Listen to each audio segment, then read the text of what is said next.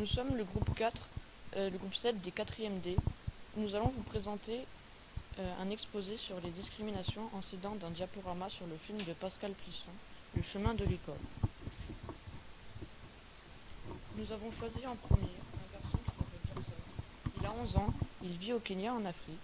Jackson a une sœur et il a 2 parents. Tous les matins, il va à l'école avec sa sœur.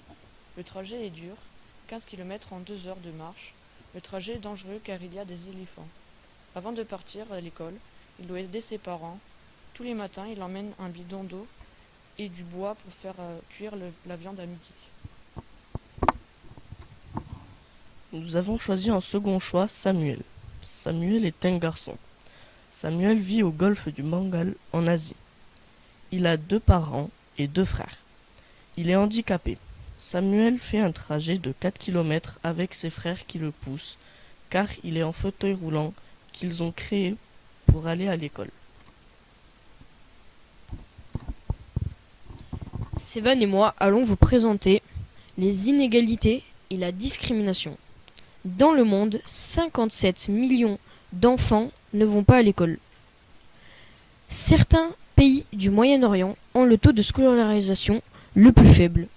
Les pays où le taux de scolarisation est le plus faible sont les pays les moins développés. A l'inverse, les pays les plus développés ont un taux de scolarisation plus élevé. Les enfants avec un handicap ont un taux de scolarisation plus faible.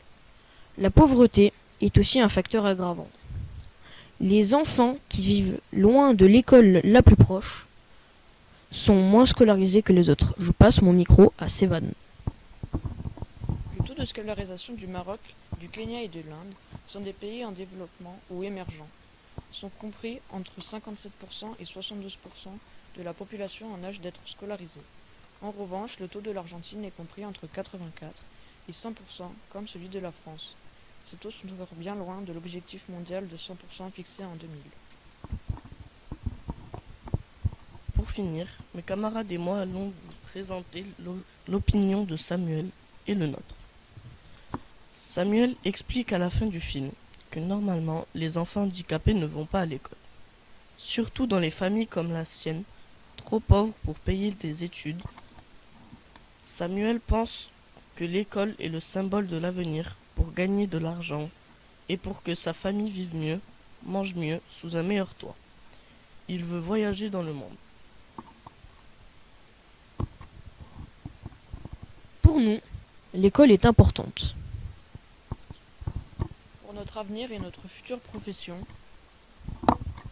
Et améliorer notre niveau de vie. Voilà la fin de cet oral. Merci de nous avoir écoutés.